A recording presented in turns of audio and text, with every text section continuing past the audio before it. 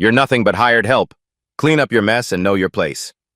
The words cut through the elegant dining room like a blade. Reginald Ashworth III deliberately swept his hand across the table, sending crystal water glasses crashing to the marble floor. The sound echoed through the Meridian Club's most exclusive private dining room. Zara Thompson, 28, dropped to her knees without a word. Her black uniform absorbed the spreading puddle as 40 of the city's most powerful people watched in uncomfortable silence. Ashworth snapped his fingers twice, pointing at the mess with theatrical disgust. "Faster. I don't have all night for this. Incompetence." The real estate mogul's voice carried the casual cruelty of someone who'd never questioned his right to humiliate others. Around the room, phones began emerging from designer handbags and suit pockets. Have you ever been publicly humiliated by someone who thought they owned you? What Zara did next would rewrite the rules of power forever. 8:47 p.m. The Meridian Club's chandeliers cast warm light over faces that had grown cold. Zara remained on her knees, methodically collecting glass shards while Ashworth adjusted his platinum cufflinks with theatrical patience. "I specifically requested experienced staff tonight," he announced to the table, his voice carrying across the room. "Not some urban experiment the club's trying out." Zara's hands never paused in their work. "Sir, I've been serving here for 2 years. My record speaks for—" "Don't talk back." Ashworth's interruption was sharp, dismissive.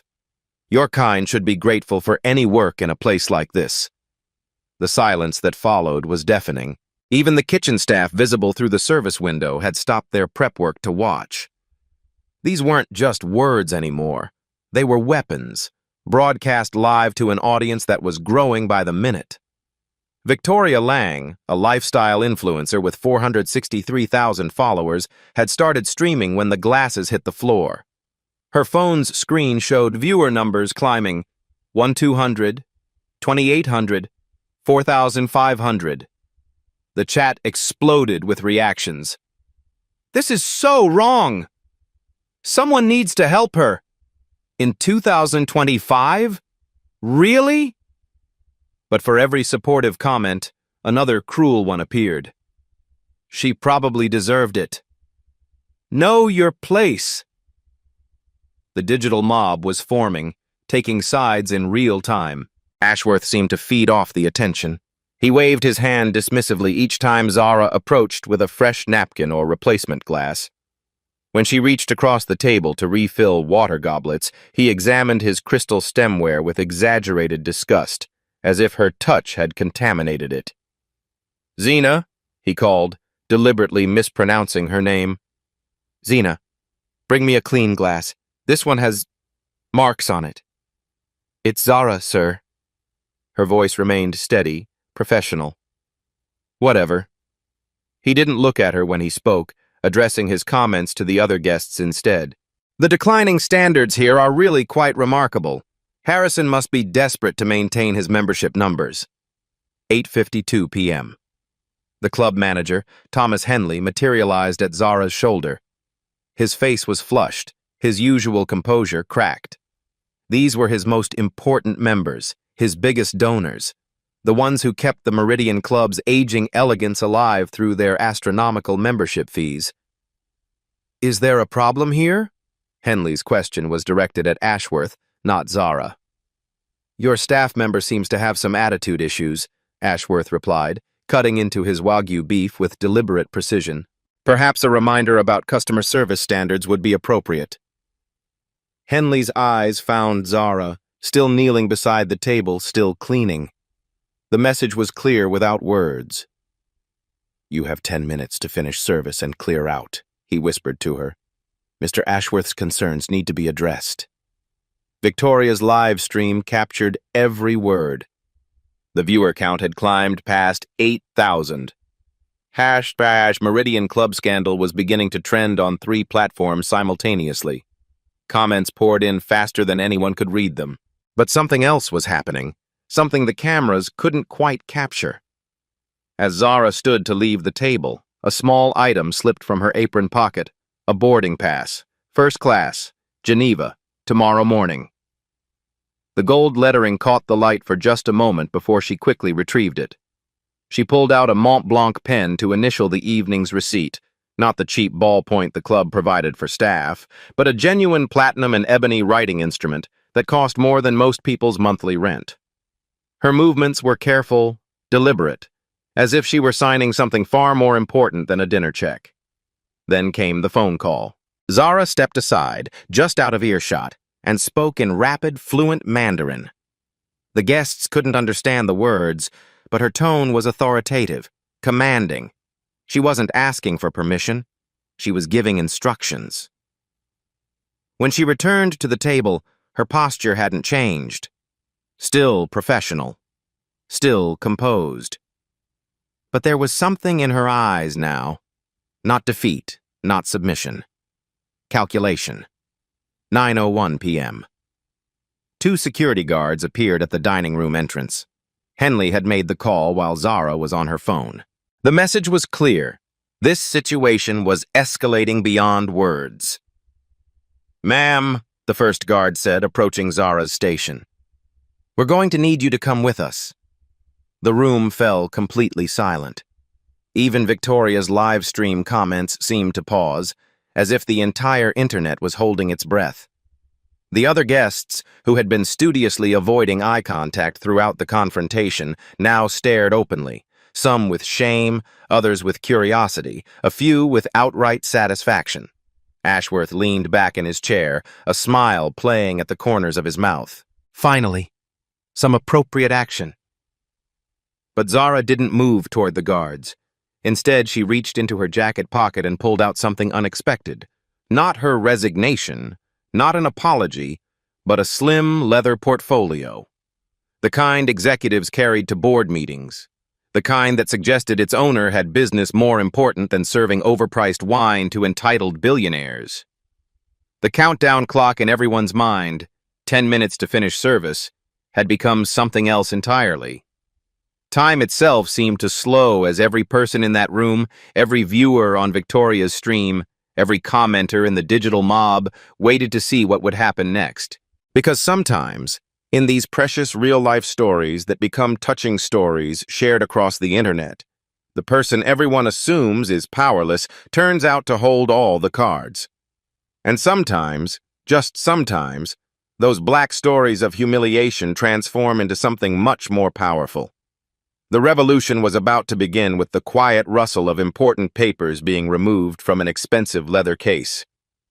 9:02 p.m. The leather portfolio sat in Zara's hands like a loaded weapon. Around the room, conversations died mid-sentence as every eye fixed on the slim black case. Victoria's phone captured it all, the security guards frozen mid-approach, Ashworth's confident smirk beginning to waver, the collective intake of breath from 40 of the city's most powerful people. "What's in the folder?" someone whispered from table 12. The question rippled through the room, but Zara didn't answer immediately.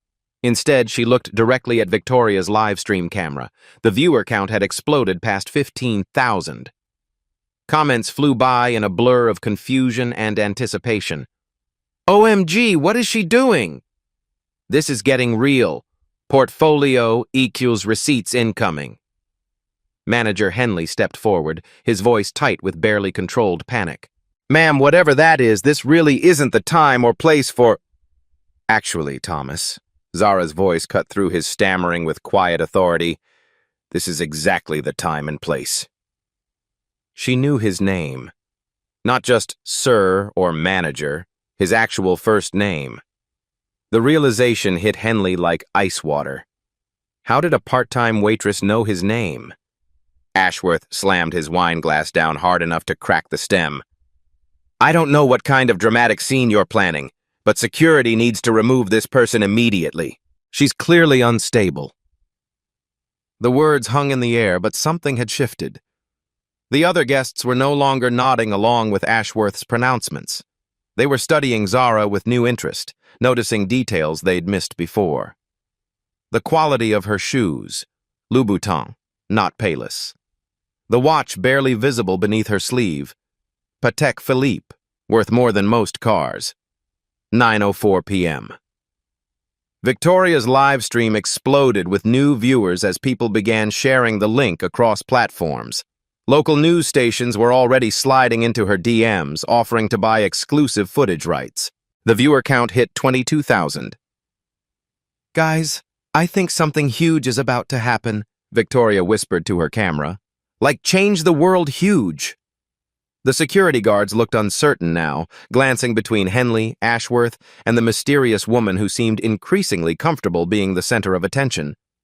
One of them spoke into his radio, requesting backup, or maybe guidance. Kitchen staff had abandoned all pretense of working. Servers, busboys, and chefs crowded the service window, phones out, recording from every angle. The Meridian Club's rigid hierarchy was crumbling in real time as everyone sensed they were witnessing something historic. Dr. Sarah Martinez, seated at table 4, leaned forward with academic curiosity. "I'm sorry, but who exactly are you?" It was the question everyone wanted to ask but hadn't dared.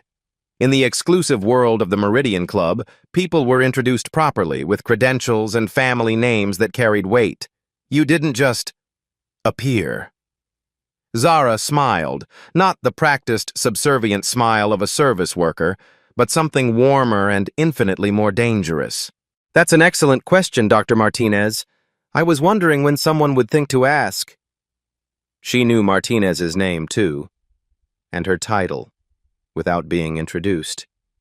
Ashworth's face was reddening now, his earlier confidence curdling into something uglier. "Stop this ridiculous theater. Security, I'm ordering you to remove her now." "Actually," Zara said, opening the portfolio with deliberate care, "you're not in a position to order anyone to do anything, Reginald." First name. No Mr. Ashworth, no deferential honorifics. Just his name, spoken with the casual familiarity of an equal, or someone who considered herself superior. 9:06 p.m. The first document emerged from the portfolio. Even from across the room, people could see it was official. Letterhead, seals, the kind of heavy paper that government agencies and major corporations used for important business. "What is that?" Henley's voice cracked slightly. Victoria's camera zoomed in, but the text was too small to read clearly. Her comments section was going wild with speculation. Legal documents? She's suing them? Lawyer up, queen. But Zara wasn't ready to reveal everything yet. She held the document just out of clear view, building tension with the skill of someone who understood exactly how power worked, not through volume or violence, but through information and timing. "Before we continue," she said, addressing the room but keeping her eyes on Ashworth, "I want everyone here to remember exactly what was said tonight. Every word, every gesture. Because in about 30 seconds, this conversation is going to become very expensive for some people."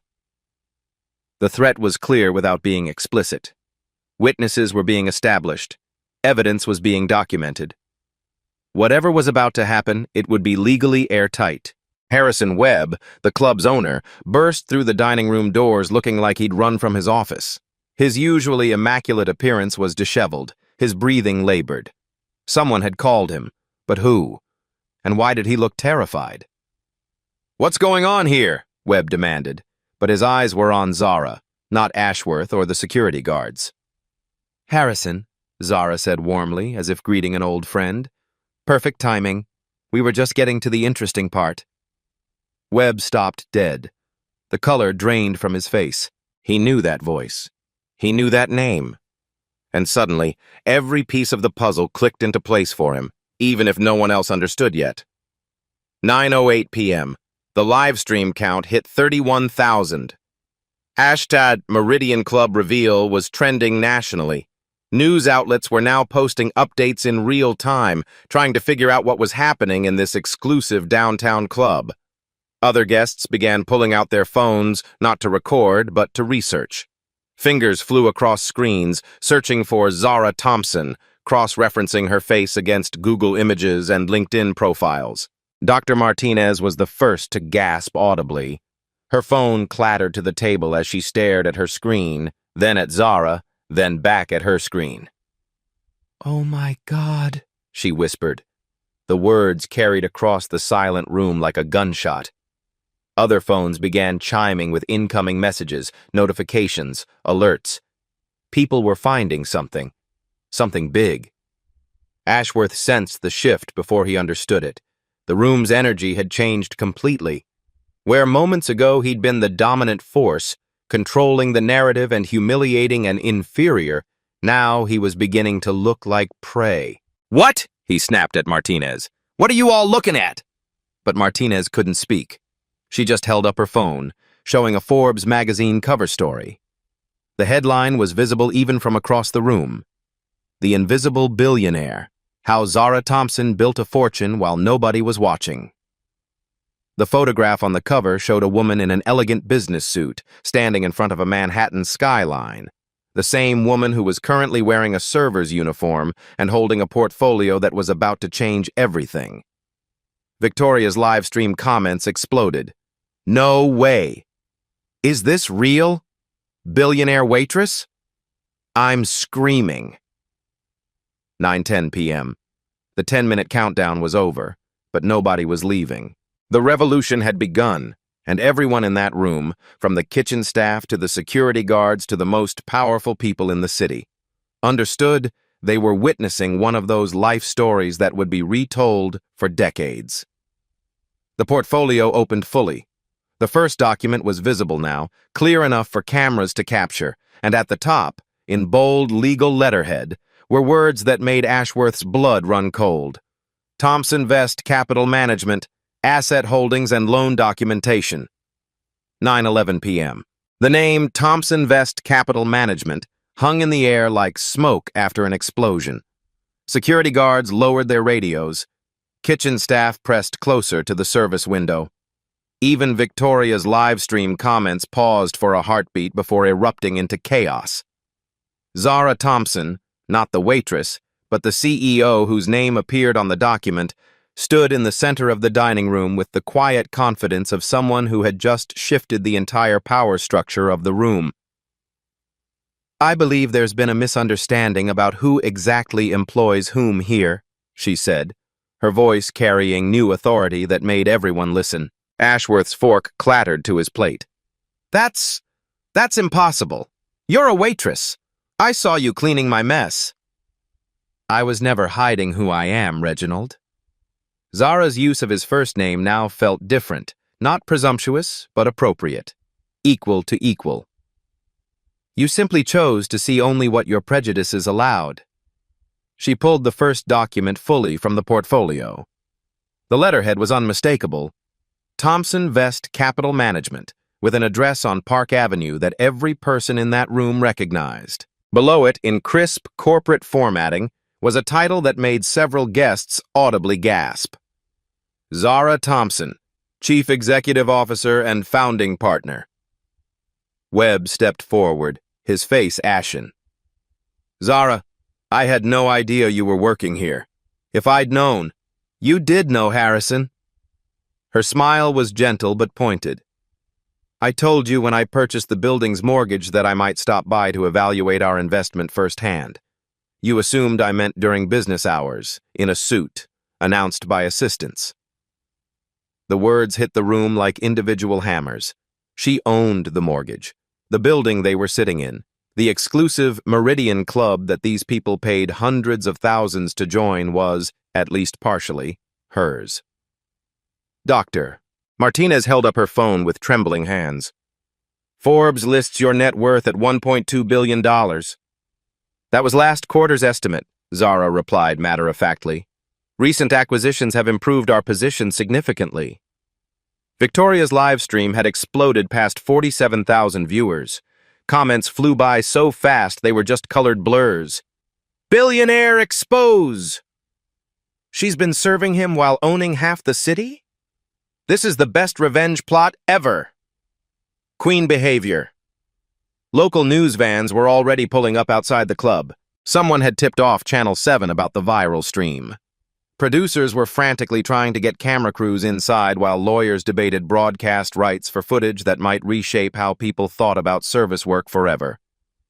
Ashworth stood abruptly, his chair scraping against marble. This is some kind of elaborate hoax. Nobody worth that much money works as a waitress. Why not? Zara's question was genuine, curious. I built my fortune by understanding businesses from the ground up. Literally. I've worked every position from dishwasher to boardroom. How else would I know which investments are actually worth making? She pulled out a second document, this one with Ashworth Properties letterhead. Even upside down across the table, Ashworth could see his own signature at the bottom. Speaking of investments, Zara continued, your company currently owes Thompson Vest approximately $127 million across 3 different development projects. The master loan agreement you signed includes some interesting clauses about conduct and reputation management. The blood drained from Ashworth's face. He knew exactly which loan she was referencing. The one that had saved his company from bankruptcy 2 years ago. The one with terms he'd thought were generous at the time. Section 12.4, Zara read aloud, covers material reputation damage to lender through borrower conduct. Tonight's performance, broadcast to... She glanced at Victoria's phone. 48,000 viewers and counting. Definitely qualifies. Henley was frantically typing on his phone, probably trying to reach the club's legal department. But it was Saturday night, and lawyers don't typically work weekends for employment disputes that have suddenly become billion-dollar corporate negotiations. 9:14 p.m. The room was completely silent except for the soft ding of notifications as more people shared Victoria's stream. Zara Thompson reveal was trending globally now. International business networks were picking up the story. The phrase stealth wealth was being searched millions of times per minute. There's more you should know, Zara said, pulling out a third document. But first, let's address your immediate concerns about ownership. This document was different. Heavier paper, official seals. The kind of legal formatting that suggested government involvement at the highest levels. What is that? Webb's voice was barely a whisper.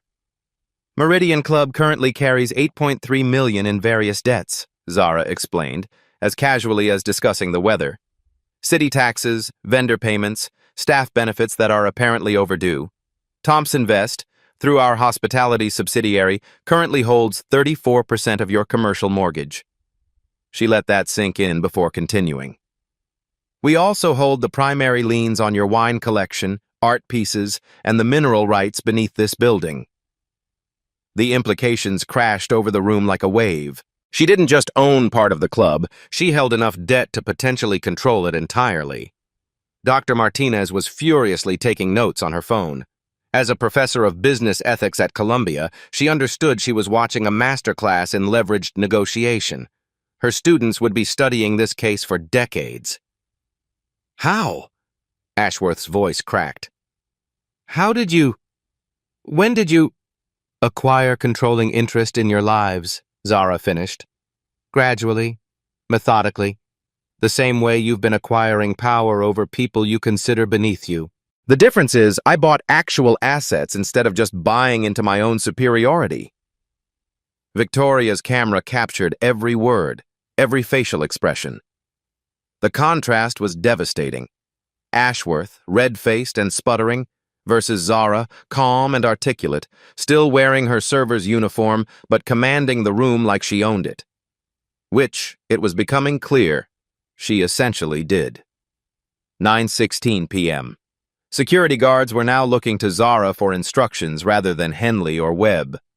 The power structure had flipped so completely that even the club's enforcement arm understood who actually held authority. This is extortion, Ashworth said desperately. You can't leverage personal behavior against business relationships. I'm not leveraging anything, Zara replied. I'm simply explaining the consequences of actions you've already taken. The loan documents are public record. Your behavior tonight is broadcast internationally. The connections between them are mathematical, not personal. She turned to address the room, including Victoria's live stream audience. Everyone here tonight witnessed what happened. You saw someone use their perceived power to humiliate someone they considered powerless. You watched 40 intelligent people sit silently while discrimination played out in front of them. The accusation hung heavy. Every guest looked uncomfortable now, remembering their own silence, their own complicity in what they'd assumed was just an entitled rich man being rude to staff. But here's what makes this one of those touching stories that changes everything, Zara continued, her voice gaining strength. Power isn't actually about money or position or who serves whom. Power is about information, preparation, and understanding systems well enough to change them. She pulled out her final document, a termination notice for the club's management company dated for Monday morning. Harrison, I'm sorry, but your management contract is being terminated effective immediately. The new management team will implement some significant policy changes. Webb nodded numbly. He understood. This wasn't punishment. It was evolution. The club would survive, probably thrive, but it would operate by different rules now. 9:18 p.m. Victoria's stream hit 67,000 viewers. News outlets were already writing headlines.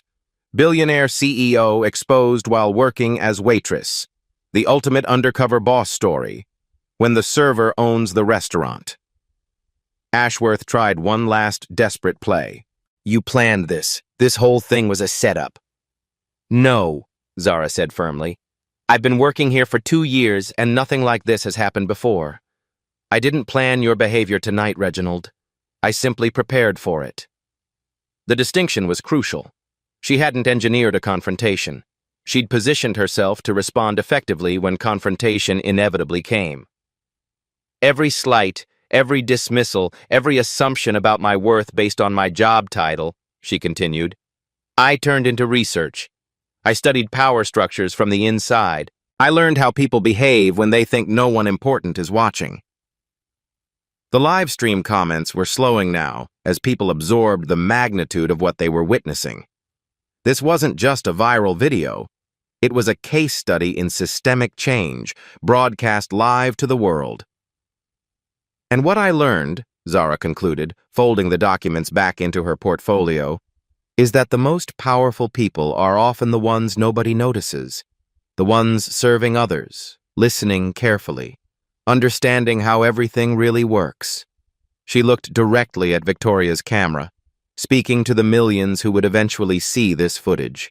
These black stories, these life stories of discrimination and dismissal, they don't have to end with powerlessness. Sometimes they end with revolution. The room held its breath, waiting to see what kind of revolution this would be. 9:19 p.m. The leather portfolio lay open on the table like a war chest, documents fanned out with surgical precision. Each paper represented millions of dollars, thousands of jobs, and the kind of leverage that could reshape entire industries. Zara stood at the center of it all, no longer a waitress, but a CEO conducting the most public board meeting in corporate history. Let's discuss your options, Reginald, she said, her voice carrying the weight of boardrooms and billion-dollar decisions. Because unlike the power games you're used to playing, this one has actual rules. Ashworth's hands shook as he reached for his wine glass. The man who had casually humiliated someone minutes earlier now looked like he might collapse. What do you want? I want exactly what any responsible lender wants when a borrower violates their agreement, Zara replied. Compliance with contract terms, mitigation of reputational damage, and assurance of future performance. Victoria's live stream had stabilized at 73,000 viewers, but the audience was different now. Business reporters, legal analysts, and employment law experts were joining the chat. Comments shifted from emotional reactions to technical analysis. Section 12.4 acceleration clauses are standard in bridge loans. This is textbook material adverse change doctrine. She's playing by corporate rules, not revenge rules. Dr. Martinez leaned forward, her academic mind engaging with the legal theater unfolding. What specific remedies are you seeking? Zara smiled appreciatively. Finally, someone was asking the right questions. Excellent question, Doctor. Let me outline the framework. She pulled out a tablet. Not the cheap device the club provided for orders, but a top-tier business model with documents already loaded. The preparation was staggering. She'd anticipated this moment, perhaps not the exact circumstances, but the need for immediate, comprehensive action. Option 1, Zara began, her presentation skills honed by years of investor meetings. Immediate acceleration of all outstanding loans. Full repayment of $127 million within 72 hours, as stipulated in the Material Adverse Change Clause. The number hit Ashworth like physical blow. He knew his company's cash position. He knew his leverage ratios. 72 hours to produce that much liquid capital would mean bankruptcy, liquidation, thousands of employees losing their jobs. Option 2, Zara continued, voluntary compliance with remediation terms that address both the contractual violation and the underlying systematic issues that created it. Webb found his voice. What kind of remediation? Zara's response was immediate, suggesting months of preparation. Public acknowledgement of discriminatory behavior, broadcast through the same channels that witnessed it. Mandatory enrollment in a comprehensive bias training program. Not the standard 2-hour sessions, but 40 hours of intensive education with measurable outcomes. She tapped her tablet, pulling up detailed specifications. Establishment of a $500,000 fund dedicated to service industry worker protection and advocacy. And most importantly, implementation of systematic reforms to prevent future incidents. Henley was frantically scribbling notes, trying to keep up with terms that sounded more like a corporate acquisition than an employment dispute. What kind of reforms?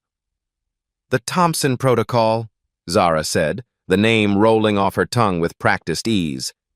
Real name accountability for all customer complaints, body camera protection for service staff, anonymous reporting systems with guaranteed investigation, and monthly bias audits conducted by external firms. The specificity was breathtaking. These weren't demands improvised in anger. They were carefully researched solutions to systematic problems, refined through years of observation and analysis. Ashworth tried to regain control. You can't force industry-wide changes through personal loan agreements. I'm not forcing anything industry-wide, Zara corrected. I'm requiring specific performance from specific borrowers. What other businesses choose to do afterward is market dynamics. Dr. Martinez was taking detailed notes, recognizing she was witnessing the birth of a new framework for corporate accountability. The leverage ratio here is remarkable. Personal behavior triggering systematic institutional change through existing contractual mechanisms. 9:23 p.m. Victoria's camera captured the moment perfectly. Ashworth surrounded by papers that represented his company's future. Zara standing calmly with the quiet authority of someone who controlled that future, and 40 witnesses who were beginning to understand they were watching corporate governance evolve in real time. This is madness, Ashworth said desperately. No court would uphold personal conduct clauses in commercial lending. Section 12.4 isn't about personal conduct, Zara replied, pulling out the specific loan document. It's about material reputation damage to lender through borrower actions. Tonight's broadcast, currently viewed by 74,000 people and shared across every major platform, directly damages Thompson Vest's reputation through association with discriminatory practices. She was right, and everyone in the room knew it. Corporate reputation clauses were standard in high-value lending. The innovation was in enforcement, using viral social media as evidence of material reputation damage. Harrison Webb stepped forward, understanding that his club was caught in the crossfire. What about the Meridian Club? What changes are you requiring here? Zara's response revealed the depth of her preparation. Immediate implementation of the Thompson Protocol across all service operations. Establishment of a worker protection fund equal to 10% of annual membership fees. Creation of a promotion pathway program connecting service positions to management roles. The financial implications were staggering but manageable for a club that charged members $200,000 annually. The operational changes, however, would revolutionize how the Meridian Club, and potentially the entire hospitality industry, treated its workforce. Furthermore, Zara continued, full college tuition coverage for all employees' children, legal defense fund for workers facing discrimination, and most importantly, elevation of this incident into a teaching case for hospitality management programs nationwide. Victoria's live stream comments exploded with approval. Policy Queen. This is how you change systems. From humiliation to legislation. Business news networks were already preparing special reports. The Harvard Business Review had editors working on Sunday to analyze the case. What had started as a viral video of workplace discrimination was becoming a masterclass in leveraged institutional change. 9:26 p.m. Ashworth looked around the room desperately, seeking allies, but found only witnesses to his humiliation and participants in his education. The other guests were no longer uncomfortable. They were fascinated, watching someone use corporate tools to address social problems with surgical precision. "I need time to consider," Ashworth said weakly. "The loan agreement specifies 72 hours for material adverse change responses," Zara replied. "But the reputational damage continues every minute this footage circulates. Delay increases both financial and social costs exponentially." She wasn't bluffing. Every hour this story spread made option 1 more expensive and option 2 more necessary. The viral nature of the exposure created a ticking clock that favored immediate resolution over legal maneuvering. Webb made the calculation first. "The Meridian Club accepts all proposed reforms effective immediately. We'll implement the Thompson Protocol as our new operating standard and establish the required funds within 30 days. His quick acceptance made Ashworth's position even more precarious. If the club could adapt, his resistance looked increasingly unreasonable and expensive. Dr. Martinez raised her hand slightly, as if in a classroom. "From a legal perspective, this creates fascinating precedent. Personal behavior triggering systematic institutional change through existing contractual mechanisms, amplified by social media documentation." "That's exactly right," Zara agreed. "We're not breaking rules, we're using existing rules more creatively and completely than most people realize is possible." The room fell silent as everyone absorbed the implications. This wasn't just about one discriminatory incident or one violated loan agreement. It was about how power actually worked in modern society, how information and preparation could overcome traditional hierarchies, and how social media could amplify individual accountability into systematic change. Ashworth looked at the papers spread across the table, then at the cameras documenting his decision, then at the woman who had just demonstrated that true power came not from position or wealth, but from understanding systems well enough to change them. "Option 2, he said quietly. "I accept option 2. The corporate showdown was over. The real revolution was just beginning. 9:28 p.m. The transformation began immediately. Within minutes of Ashworth's acceptance, Victoria's live stream became something unprecedented, a real-time documentary of systematic change happening at corporate speed. Henley was already on his phone with the club's operations team, implementing the Thompson Protocol before the evening ended. "I need body cameras for every service staff member by tomorrow morning," he said into his device. "And get legal on the line about the anonymous reporting system." The speed was breathtaking. What typically took months of committee meetings and legal reviews was happening in real time, driven by viral accountability and contractual enforcement. Ashworth sat at the table, no longer the dominant figure, but not quite defeated either. The public apology would be broadcast to Victoria's 78,000 viewers, plus the millions who would see it replayed across news networks. His voice was steady but subdued. "I want to acknowledge that my behavior tonight was unacceptable and discriminatory. I spoke and acted from a position of privilege and prejudice that has no place in any professional environment." He paused, looking directly at Zara. "Ms. Thompson, I apologize for my assumptions, my language, and my actions. You've demonstrated grace and professionalism that I failed to show."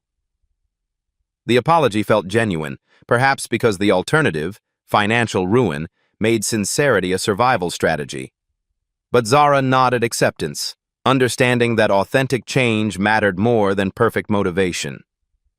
The 40-hour bias training program begins Monday, she announced to the room and the live stream audience. Conducted by the same firm that trains federal judges and Fortune 500 executives. This isn't punishment. It's education that should have happened decades ago.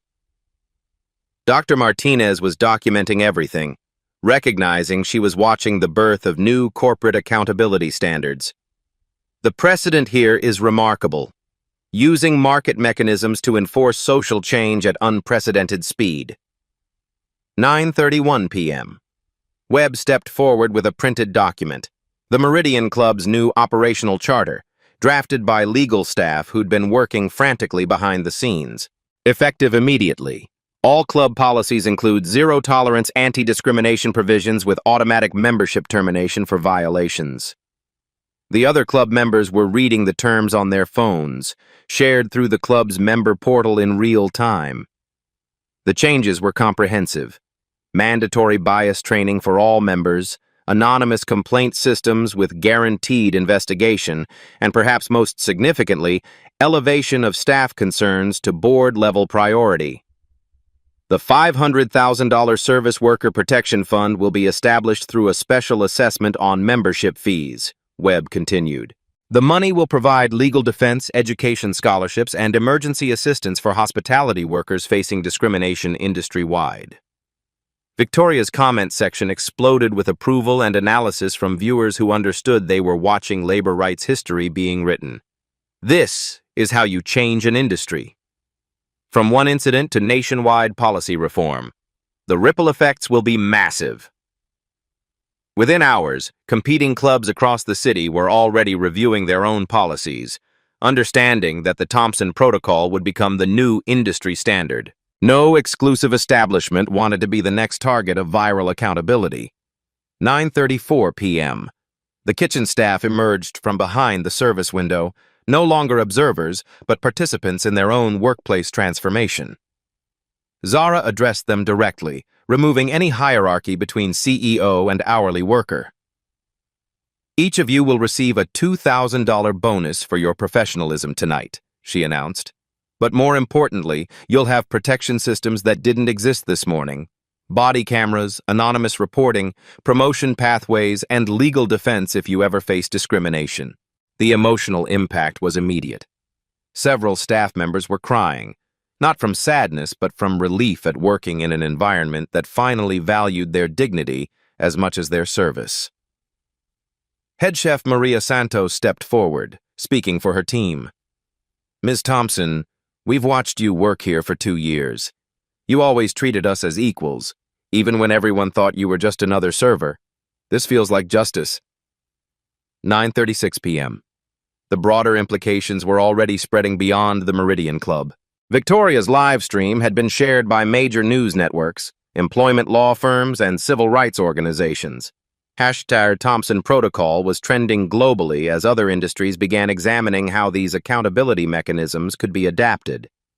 Ashworth's bias training enrollment was confirmed publicly, with progress reports scheduled for weekly broadcast.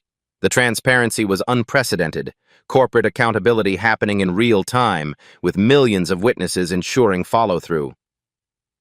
This is bigger than tonight, Zara said, addressing both the room and the global audience. This is about creating systems where power serves justice instead of just serving itself. The $2,000 staff bonuses were already being processed through payroll. The college tuition program would launch within 30 days. The legal defense fund would be operational within a week. Speed had become a weapon for change, preventing the institutional delays that typically killed reform initiatives. By 9:40 p.m., what had started as a humiliating incident had transformed into comprehensive policy reform, viral accountability, and a new model for using corporate leverage to create social change. The resolution wasn't just personal, it was systematic, scalable, and completely documented for future reference. The touching stories of discrimination that usually ended in frustration and powerlessness had become a blueprint for transformation that other workers, other industries, and other advocates could study and replicate. The revolution was no longer theoretical. It was operational, funded, and spreading. 3 months later, the Meridian Club had become something unprecedented, a symbol of what was possible when accountability met action. The Thompson Protocol had spread to over 200 hospitality businesses across North America, creating the most comprehensive worker protection network the industry had ever seen. Zara still worked weekend shifts, but now as a statement rather than necessity. Her mother's medical bills were handled through stress-free insurance coverage, allowing her to focus on recovery instead of financial survival. The scholarship program had already helped 180 service workers transition to professional careers, with success stories featured weekly on national news. Victoria's original live stream had been viewed 15.7 million times across all platforms. The Harvard Business Review published a case study titled Viral Accountability: How Social Media Transformed Corporate Governance in Real Time. Law schools were teaching the Thompson Protocol as required curriculum in employment law courses, but the most powerful change was cultural. Ashworth completed his bias training program publicly, with weekly updates that documented genuine transformation rather than performative compliance. His company had implemented comprehensive diversity initiatives that became industry standard. The man who had casually humiliated a waitress now spoke at conferences about the hidden costs of prejudice in business. "The most expensive lesson I ever learned," he said in a TEDx talk that garnered 2.8 million views, "came from someone I thought couldn't teach me anything. Power isn't about who serves whom. It's about who understands the systems well enough to change them." Dr. Martinez published a groundbreaking paper on leveraged social justice that established theoretical framework for using corporate mechanisms to create systematic change. Universities across 3 countries now offered courses specifically analyzing the Meridian Club incident as a template for peaceful revolution. The Service Worker Protection Act passed Congress with bipartisan support, requiring discrimination reporting systems for businesses over 50 employees. The legislative impact had grown from one viral video into nationwide policy reform that protected millions of workers. Zara's philosophy had become a movement. True power isn't about revenge, it's about reshaping systems so the next person won't need revenge. The deeper message resonated across industries. Workers in retail, food service, healthcare, and education began documenting discriminatory incidents with new understanding that viral accountability could create lasting change. The hashtag #HadDignityClapback represented not just individual responses to discrimination, but systematic approaches to institutional transformation. These weren't just touching stories anymore. They were blueprints for change that anyone could study, adapt, and implement. Have you witnessed workplace discrimination that needs addressing? Share your story in the comments below. Your experience could be the catalyst for change in your industry. What would you have done in Zara's position? Tell us your thoughts and strategies for turning powerless moments into powerful change. If you believe dignity belongs to everyone regardless of their job title, share this video with someone who needs to see this message of hope. Subscribe for more real-life stories of quiet, power-changing, loud systems. Because sometimes the most important revolutions happen not through violence or wealth, but through preparation, information, and the courage to use existing systems more completely than most people realize is possible. Remember, your current situation is not your final destination. The most powerful people are often the ones serving others, quietly building the strength to transform everything. "Sir, economy boarding is over there." Flight attendant Jessica blocks a black man in an expensive suit from the first-class line. He shows his first-class ticket. She examines it suspiciously. "This must be stolen. Let me call security." Within minutes, he's surrounded by airport security, humiliated in front of recording passengers. The man stays eerily calm as they search his briefcase. "In 30 years of flying, I can spot troublemakers," Captain Reynolds announces loudly. "This passenger should try a different airline." The crowd grows, phones record, a live stream reaches thousands of viewers. The man checks his expensive watch and makes one quiet phone call. 12 minutes later, every flight is grounded, the pilot is fired. The entire airport learns who they just humiliated. Have you ever been judged by your appearance in the first 10 seconds? These real-life stories show why Black stories still need to be heard. Manager Sarah arrives, her heels clicking against the terminal floor. She reviews the ticket with theatrical suspicion, turning it over twice, holding it up to the light. "This is highly irregular," Sarah announces, loudly enough for nearby passengers to hear. "We need to verify this ticket's authenticity." Jessica crosses her arms, speaking louder now. "I've never seen him before. He just appeared at first class like he belonged there." The man remains calm. "I understand your concern. Please take all the time you need." 20 feet away, college student Emma Martinez starts her Instagram live. "Y'all seeing this discrimination right now at LaGuardia? This is disgusting." Her phone screen shows 847 viewers and climbing. The PA system crackles. Flight 892 to Miami now boarding first-class passengers. Departure in 47 minutes. Sarah examines the man's credit card, running it through her portable scanner twice. The transaction approves both times. She frowns, disappointed. "Sir, we're going to need additional verification," she declares. "This could be a stolen card." The crowd grows. Economy passengers crane their necks. A businessman in a Yankees cap whispers to his wife, "Probably bought it on the black market." Emma's live stream hits 3,200 viewers. Comments flood the screen. "Call the news. This is 2025, not 1955. Sue them." The man checks his expensive Patek Philippe watch. His phone buzzes with messages from board secretary and legal counsel. He silences it without reading. "I understand you're being thorough," he says quietly. "Take your time." Sarah calls airport security. "We have a suspicious passenger at gate 47B. Possible fraudulent ticket situation." 2 uniformed officers approach. The first, Officer Martinez, speaks in a commanding tone. "Sir, we need to see identification and verify your ticket purchase." The man produces his driver's license and credit card without protest. Officer Martinez examines both documents while his partner, Officer Chen, stands ready. Emma's live stream commentary continues. "Security is here now. This man is being treated like a criminal for trying to board his own flight. This is racial profiling, plain and simple." Her viewer count reaches 8,900. The officers scan the man's ID. Everything checks out perfectly. Officer Martinez looks puzzled but doesn't back down. "We're going to need to search your belongings, sir," Officer Chen announces. "Of course.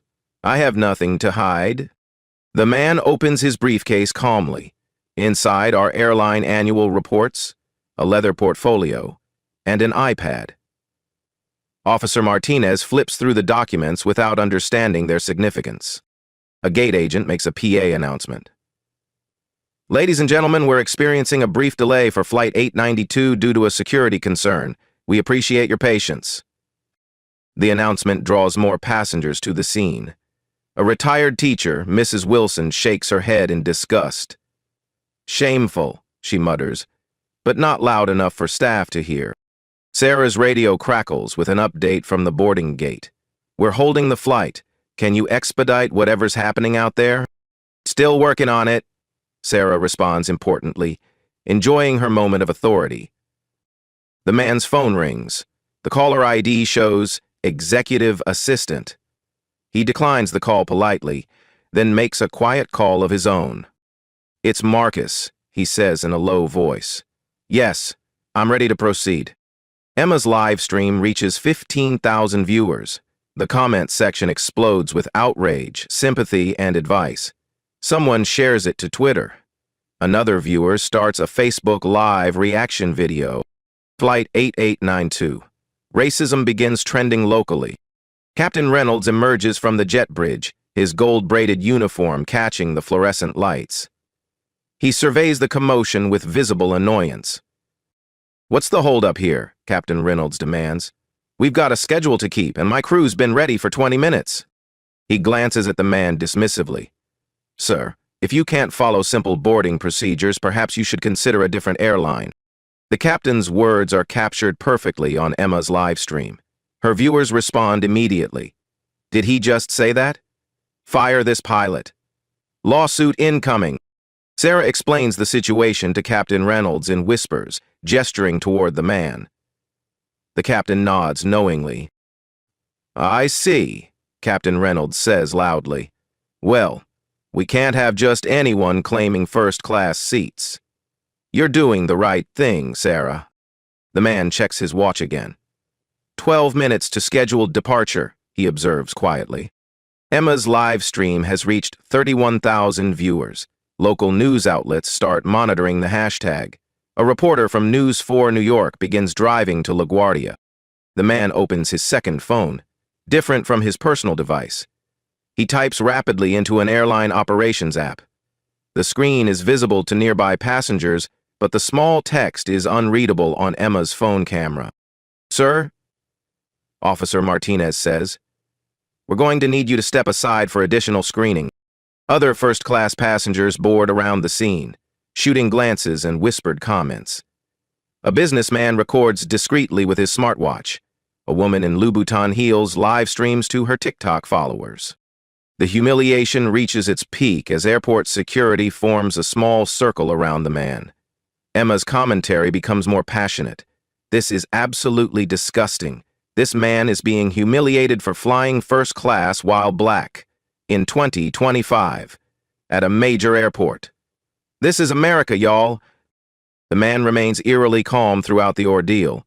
He answers every question politely, complies with every request, and maintains perfect composure. His phone screen shows the time, 2:47 p.m. Departure was scheduled for 3:00 p.m. 13 minutes, he says to himself, so quietly that only the nearest officer hears it. Airport Security Chief Williams arrives, summoned by his radio.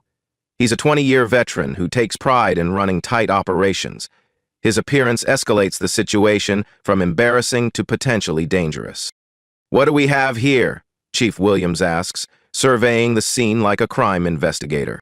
Sarah briefs him quickly. Suspicious passenger, questionable ticket, possible fraud.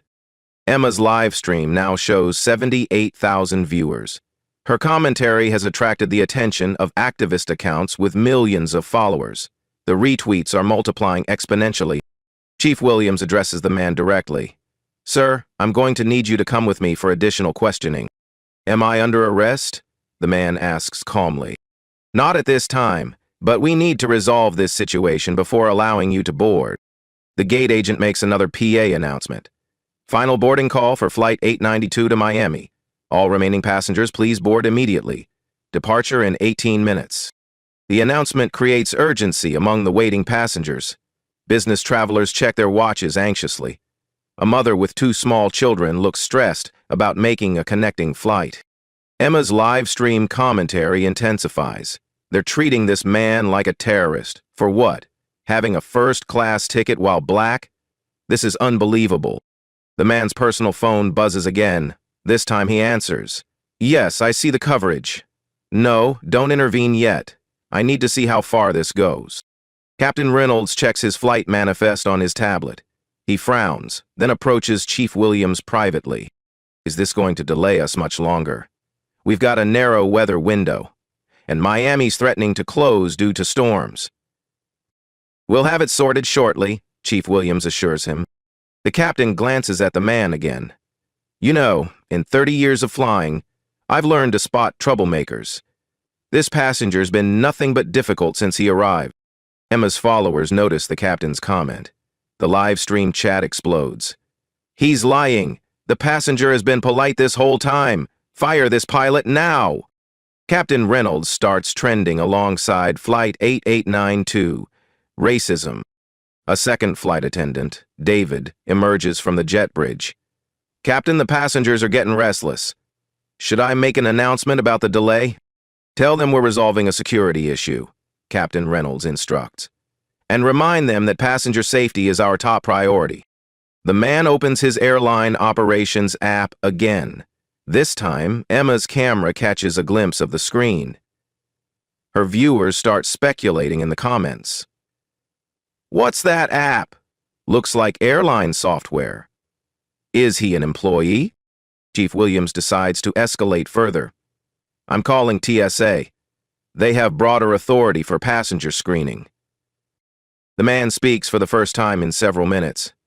That won't be necessary. I'll decide what's necessary, sir. Emma's live stream reaches 156,000 viewers. Major news outlets are now monitoring the situation. CNN's travel correspondent tweets about the developing story. The man checks his expensive watch again. He makes another brief phone call. Initiate Protocol 7. Yes, now. Officer Martinez overhears and asks, "What protocol? Who are you calling?" "My attorney," the man replies simply. This answer satisfies no one. Sarah rolls her eyes. Captain Reynolds shakes his head in frustration. Chief Williams calls for backup officers. Emma's live stream chat is moving too fast to read. Donations start flowing in with messages of support. $50, 0 cents from @JusticeWarrior. Sue them all. $25, 0 cents from @MomOf3. This makes me sick. A third security officer arrives. Then a fourth. The man is now surrounded by 6 airport employees and officers, all focused on his supposed crime of flying first class. Mrs. Wilson, the retired teacher watching from nearby, finally speaks up. "This is shameful. That man has done nothing wrong." Sarah turns on her quickly. "Ma'am, please, stay out of security matters." "I'm staying right here," Mrs. Wilson replies firmly. "Someone needs to witness this." Her comment is captured on Emma's live stream. The viewers react immediately. "Thank you, Mrs. Wilson. Not all heroes wear capes. Stand up for what's right." The man's second phone screen changes. Emma's camera catches it briefly. "Flight. Preparing ground. Hold." Captain Reynolds receives a radio call from Air Traffic Control. "Meridian 892. What's your status? You're showing delayed on our board." "ATC, we're resolving a passenger issue. Request 5 more minutes." "Meridian 892, you're burning your slot. Miami's threatening closure due to weather." The pressure mounts. Other passengers become increasingly agitated. A businessman in the boarding area complains loudly. "I've got a meeting tonight. This is ridiculous." Chief Williams makes his decision. "Sir, I'm going to have to ask you to come with us to the security office for formal questioning." Emma's followers react with alarm. "Don't let them take you. Call a lawyer. This is kidnapping." The man stands slowly, gathering his belongings. "I understand your position, Chief Williams, but I need to tell you something first. You can tell us in the office. I think you'll want to hear this here." Captain Reynolds interjects. "Whatever this is, can we resolve it quickly? I've got 180 passengers waiting." The man pulls out his second phone again. This time, he holds it so everyone can see the screen clearly. Emma's camera focuses on it perfectly. The app shows Meridian Airways Operations, Executive, Open Active. A red button appears. Ground all flights, Emergency Protocol. The man's finger hovers over the button. "You have 30 seconds to decide how this ends," he says quietly. Chief Williams stares at the phone, confused. What is that supposed to mean? Captain Reynolds squints at the screen. Something about the interface looks familiar, but he can't place it. Emma's livestream viewers notice immediately. "Is that airline software? He's got access to flight operations." "OMG, what's happening?" Sarah laughs nervously. "Sir, whatever app that is, it's not going to help you here." The man looks directly at Captain Reynolds. "Captain, you said you've learned to spot troublemakers in 30 years of flying. What airline have you worked for?" "Meridian Airways, obviously." "Why?" "All 30 years?" 27 years with Meridian, 3 with Eastern before that." The man nods slowly. 27 years. Good career? Shame to see it end over 12 minutes of poor judgment. Captain Reynolds' face changes. Something in the man's tone, his knowledge of airline operations. The official-looking app pieces start connecting. Emma's live stream chat explodes with speculation. "He works for the airline. He's management. Plot twist incoming." The man's finger moves closer to the red button on his phone screen. 10 minutes past scheduled departure, he observes. Still time to make this right. The man's finger touches the red button on his phone screen. Emma's live stream captures the moment perfectly as he presses it. Flight neutral. Ground. Hold initiated. Detonation effective. Flashes across the screen. Within seconds, every departure board in the terminal begins updating. Flight after flight changes from on time to delayed to ground hold. Gate agents across the terminal receive radio calls simultaneously. The cacophony of confused voices creates a buzz of panic. El Meridian Airways flights are showing ground hold. A voice crackles over Chief Williams' radio. Code executive override. This is not a drill. Sarah stares at the departure board in disbelief. What? That's impossible. Only corporate headquarters can issue system-wide ground holds. The man speaks with quiet authority for the first time. I am corporate headquarters. The words hang in the air like a thunderclap. Emma's live stream chat explodes. What? He's the boss? Holy shit, this is insane. Her viewer count passes 400,000. Captain Reynolds' face drains of color. 27 years of experience tells him exactly what executive override means. Only 3 people in the entire company have that authority. The man reaches into his briefcase and produces a business card. He hands it to Chief Williams with the same calm demeanor he's maintained throughout the ordeal. Marcus Washington, Chief Executive Officer, Meridian Airways. Chief Williams reads the card twice, then looks at the man's driver's license still in his hand. The names match perfectly. Officer Martinez recognizes the name immediately. Sir, I've seen you in company communications. You're actually the CEO of the airline that employs Captain Reynolds, pays for these gate contracts, and generates $847,000 in daily revenue through this terminal alone. Emma's live stream has reached 650,000 viewers. News outlets are scrambling to cover the story. Meridian CEO starts trending nationally. Sarah's hand trembles as she realizes the magnitude of her mistake. Mr. Washington, we didn't know. You didn't know because you didn't ask. You assumed. Captain Reynolds tries to recover. Sir, this is all a misunderstanding. We were just following protocol. Marcus Washington opens his operations app again, this time projecting his screen on the nearby monitor for everyone to see. Flight tracking data, passenger manifests, and financial reports fill the display. Captain Reynolds, according to your employment file, you've been with Meridian for 27 years. Salary, $187,000, 0 cents annually. Pension plan, fully vested. Clean safety record until today. The captain's throat tightens. Sir, I was just doing my job. Your job is to fly planes safely and treat passengers with respect. Which part of that job were you doing when you suggested I try a different airline? Emma's camera captures every word. Her viewers are riveted. This is better than Netflix. CEO revenge, justice served live. Marcus continues his data presentation. Sarah Mitchell, Terminal Manager, LaGuardia Operations. Responsible for passenger services and gate management. Annual performance review due in 6 weeks. Sarah's face goes pale. She realizes her career is hanging by a thread. Jessica Torres, flight attendant, 8 years of service. Customer satisfaction scores, average 4.2 out of 5. Until today. Marcus's phone buzzes with calls from board members, lawyers, and PR executives. He silences each one without answering. Chief Williams attempts to regain control. Mr. Washington, this was a security matter.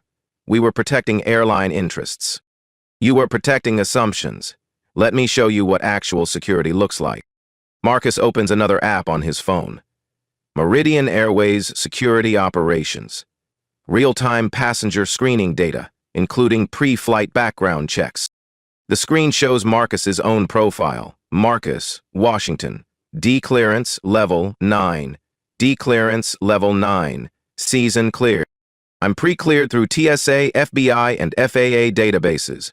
I've been flying first class on Meridian Airways for 7 years as CEO. My photo is in every employee handbook and training manual. Officer Martinez checks the security database on his own device. Marcus's face appears immediately with executive priority status. Emma's live stream hits 1 million viewers. Major news networks are now sending crews to LaGuardia. The story is spreading across all social media platforms simultaneously. Captain Reynolds makes a desperate attempt at damage control. Mr. Washington, I've never seen you fly this route before, because I usually fly private. Today I wanted to experience our customer service firsthand. Consider this an undercover quality assessment. Marcus pulls up more data on the public screen. Current time, 3:17 p.m. Original departure, 3:00 p.m. Delay cost, $12,000. 0 cents per minute in fuel, crew overtime, and passenger compensation. Sarah does quick math in her head. 17 minutes times $12,000. Her stomach drops. But that's not the expensive part, Marcus continues. Emma's live stream currently has 1.2 million viewers. Our PR department estimates each viewer represents $1.30 in negative brand impact. Emma waves at the camera. Hey, PR department, y'all seeing this math? The comments flow faster than humanly readable. CEO dropping knowledge. This is corporate justice. Fire everyone involved. Marcus addresses the crowd directly. You've all participated in a live case study of unconscious bias in customer service. Congratulations. You're now part of Harvard Business School's curriculum. Officer Chen, who had remained silent, finally speaks. Sir, we sincerely apologize for this misunderstanding. Officer Chen, you were professional throughout. No apology needed from you. Marcus's distinction between the officers creates a clear hierarchy of accountability. Some acted on bias, others on duty. The interesting data point, Marcus continues, is that not one person asked for my identification before assuming I didn't belong in first class. You saw a black man and made immediate assumptions about his economic status. Emma's commentary becomes more emotional. This is exactly what we've been saying. This is why these stories matter. This man just turned discrimination into a teaching moment. Marcus checks his watch. 18 minutes past departure. Every minute costs us $12,000 and damages our reputation with millions of viewers. Captain Reynolds' desperation shows. Sir, if we could just board the flight now. Captain Reynolds, you're not boarding anything. You're terminated effective immediately. The words hit like a physical blow. 27 years of career progression ended in one sentence. Sarah gasps audibly. Jessica starts crying. The reality of consequences settles over everyone involved. Security Chief Williams, your department will receive mandatory bias training within 30 days. Officer Martinez and Officer Chen, you'll be part of developing that program.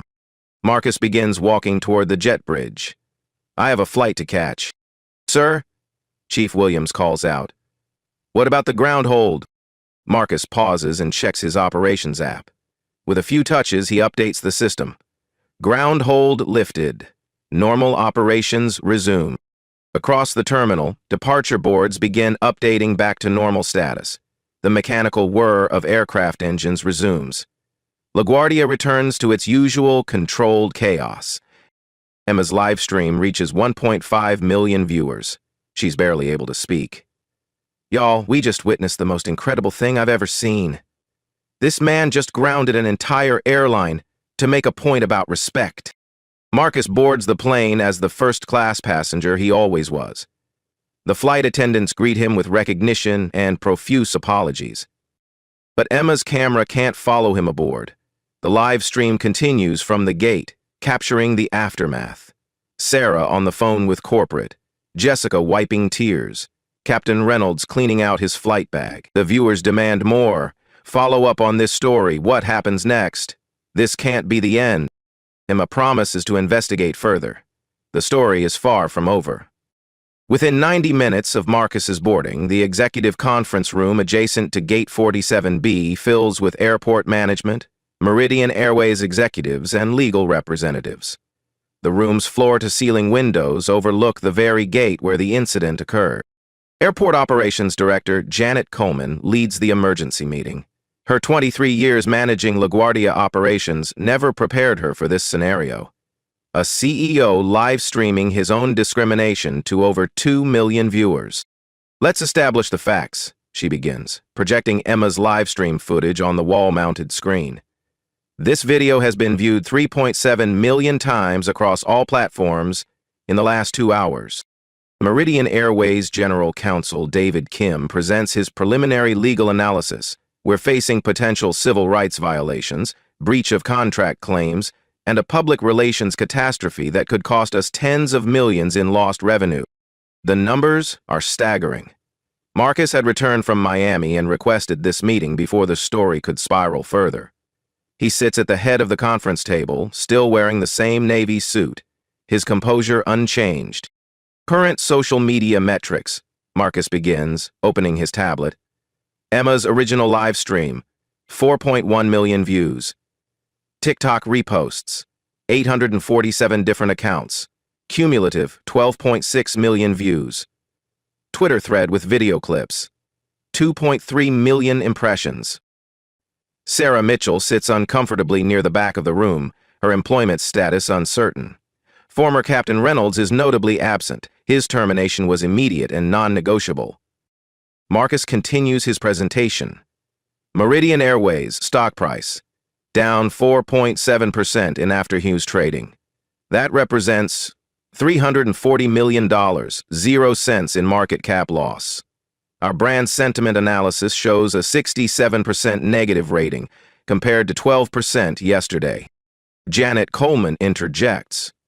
"Mr. Washington, we've initiated our own investigation. Sarah Mitchell will face disciplinary action, and we're reviewing all staff training protocols." "That's reactive, not proactive," Marcus responds. "Let me show you the comprehensive solution." He projects a detailed slide presentation. Meridian Airways Anti-Discrimination Initiative, a data-driven approach to systemic change. The first slide shows financial impact. Annual Meridian revenue at LaGuardia, $2.8 billion, 0 cents. Our contract generates 23% of this terminal's total revenue. That's $890 million, 0 cents annually, in economic impact. Airport officials shift uncomfortably. The numbers underscore Meridian's leverage in any negotiation. Slide 2. Legal framework. Our Airport Service Agreement, Section 12.4, specifically prohibits discriminatory treatment of passengers. Today's incident constitutes material breach. Legal counsel Kim nods approvingly. The contract language is ironclad. Slide 3. Media Impact Assessment. Current negative publicity value, $15,700,000, 0 cents, based on advertising equivalency rates. Projected 6-month impact if unaddressed, $78 million, 0 cents. Emma's live stream, still running from the terminal, shows her interviewing other passengers about discrimination experiences. Her follower count has grown to 180,000 in 3 hours. But here's the opportunity. Marcus continues to slide 4. Convert this crisis into industry leadership. Become the first major airport to implement comprehensive anti-bias training. He outlines specific proposals. Mandatory unconscious bias training for all customer-facing staff. Anonymous discrimination reporting app for passengers. Body cameras for security interactions. Monthly diversity audits with public reporting. Janet Coleman takes notes rapidly. Mr. Washington, these changes would require significant investment. $2,300,000, 0 cents annually, Marcus responds immediately. Less than 3 days of revenue from our contract. And I'm proposing Meridian Airways fund 50% of the implementation. The room buzzes with whispered discussions. The offer is substantial and strategically brilliant. Marcus moves to slide 5. Immediate accountability measures. Sarah Mitchell. Suspended without pay pending investigation completion. Jessica Torres, mandatory training and probationary period. Security Chief Williams, oversight of new training program development. Sarah's face shows relief. Suspension is better than termination. Jessica, watching from the gate area, receives a text message about her status. Long-term monitoring system, Marcus continues. Real-time social media monitoring for discrimination incidents. Passenger complaint tracking with quarterly public reports. Third-party audits by the NAACP Legal Defense Fund. The proposal transforms the incident from a crisis into an opportunity for industry leadership. Airport executives begin seeing the potential benefits. Marcus addresses the financial elephant in the room. Alternative scenario. Meridian Airways terminates our LaGuardia contract. We relocate operations to JFK, which has offered us preferential gate access and lower fees. The threat is real. Losing Meridian would devastate LaGuardia's revenue and employment levels. 847 daily flights would relocate. 23,000 jobs directly or indirectly dependent on our operations. $2.8 billion, 0 cents in annual economic impact. Gone. Janet Coleman's phone buzzes with messages from Port Authority commissioners who've been monitoring the story. The political pressure is mounting. Slide 6, implementation timeline. Week 1, terminate discriminatory employees. Week 2, launch training program. Week 3, install body cameras. Month 1, deploy reporting app. Marcus pauses for questions. None come. The proposal is comprehensive and reasonable. Financial accountability, $50,000, 0 cents. Donation to NAACP Legal Defense Fund as restitution for the discrimination incident. This demonstrates commitment beyond words. Emma's live stream captures airport workers watching the news coverage on terminal screens. The story has reached national news broadcasts. CNN, MSNBC, and Fox News are all covering it. Media response strategy. Marcus continues. Joint press conference within 48 hours. Airport and airline leadership presenting the new anti-discrimination initiative together. Turn the narrative from crisis to leadership. The room's energy shifts from defensive to collaborative. Marcus has offered a path forward that benefits everyone while addressing the core issue. Legal counsel Kim speaks for the first time. Mr. Washington, this proposal addresses our legal exposure while creating positive precedent. I recommend acceptance. Janet Coleman polls her team quickly. The consensus is clear. Accept the proposal. Mr. Washington, LaGuardia Airport Authority accepts your proposal. We'll implement these changes immediately. Marcus nods professionally. Excellent. Legal will draft the agreement tonight. Implementation begins Monday morning. He closes his presentation with slide 7. Expected outcomes. Industry-leading reputation for fair treatment. Increased passenger loyalty. Positive media coverage. Model for other airports nationwide. The meeting concludes with handshakes and commitment to weekly progress reports. Marcus has transformed a humiliating incident into systemic change. Outside the conference room, Emma continues her live stream from the gate area. Y'all, something big is happening in that conference room. Airport officials, lawyers, executives, they've been meeting for 2 hours. Her followers speculate wildly. Lawsuit incoming, CEO demanding changes. This is historic. Marcus emerges from the meeting and approaches Emma directly. Ms. Martinez, your live stream documented everything perfectly. Thank you for bearing witness. Emma is starstruck. Mr. Washington, can you tell us what happened in there? Change happened. Real, measurable, systemic change. Your documentation made it possible. He hands her his business card. When you graduate, Meridian Airways has a position in our social media department. We need people who understand the power of authentic storytelling. Emma's live stream explodes with excitement. Did the CEO just offer me a job? Her followers celebrate. Emma got the job. This is amazing. Social justice pays off.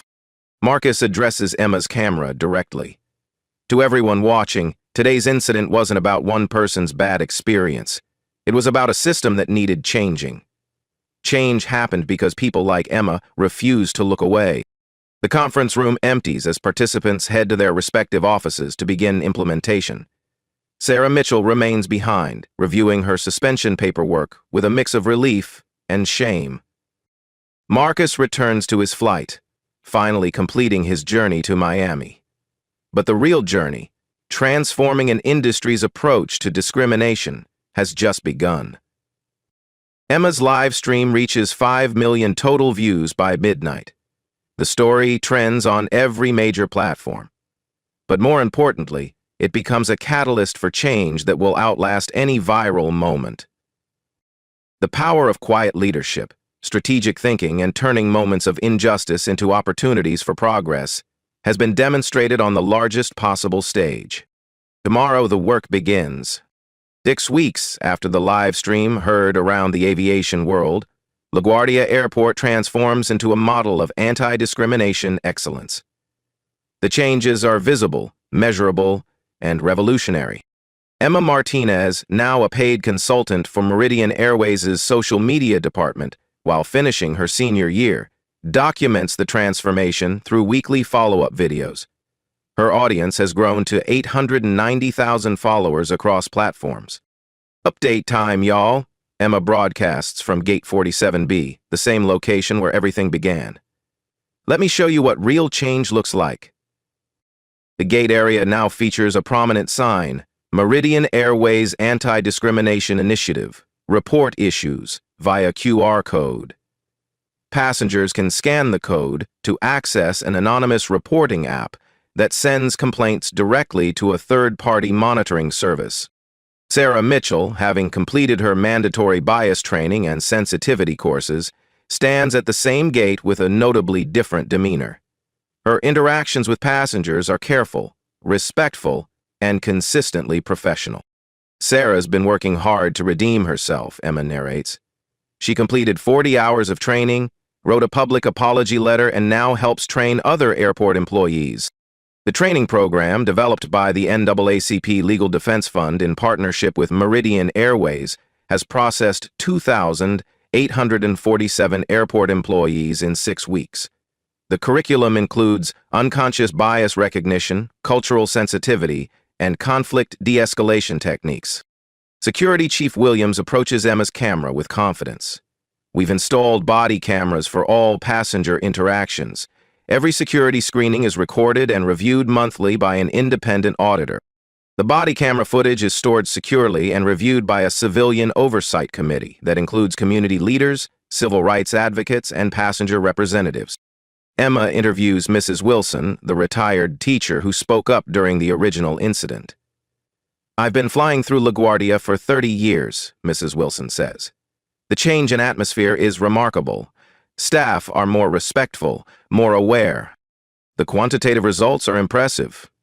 Marcus Washington provides Emma with exclusive access to the data. Discrimination complaints down 67% across all Meridian Airways operations. Customer satisfaction scores up 23%. Social media sentiment, 89% positive compared to 12% before the incident. The financial impact exceeds all projections. Meridian Airways' stock price recovered fully within 3 weeks and reached an all-time high. The company's reputation for social responsibility attracts new customers and top-tier employees.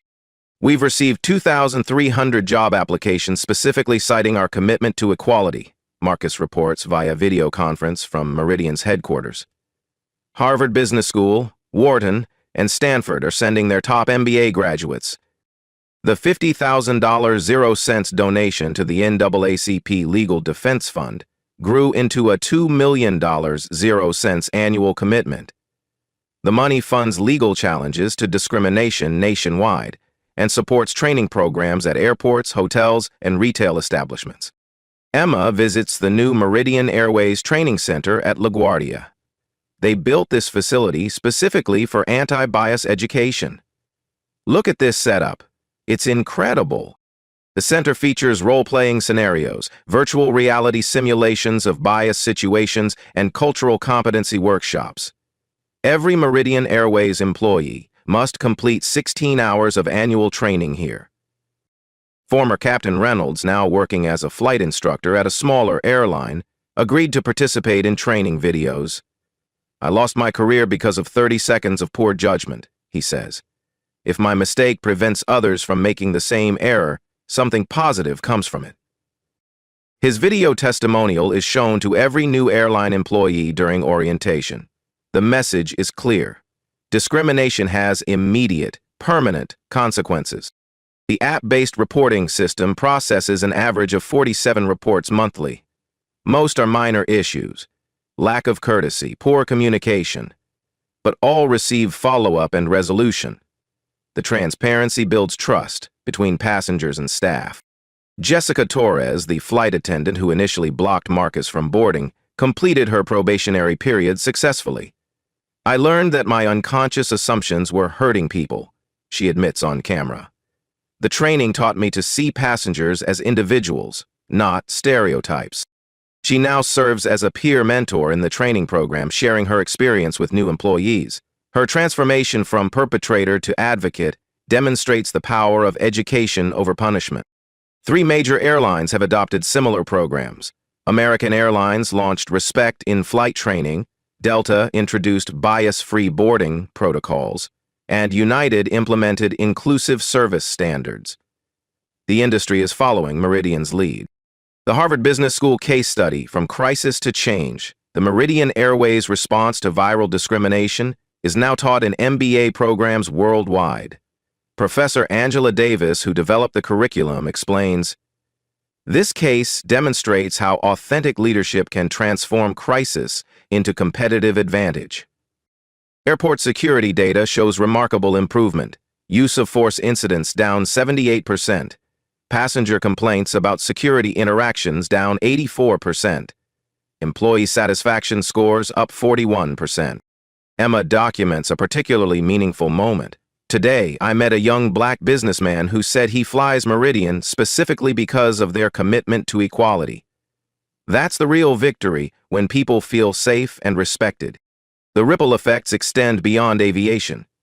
Hotels, restaurants, and retail stores across the country request training from Meridian's program developers.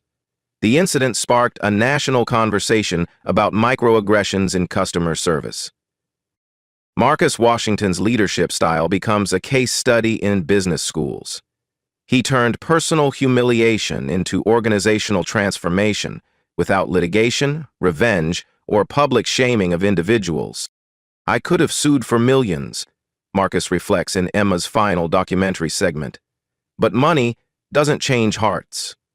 Education does. Training does. Accountability does." The monitoring system continues operating with military precision. Monthly reports show sustained improvement across all metrics.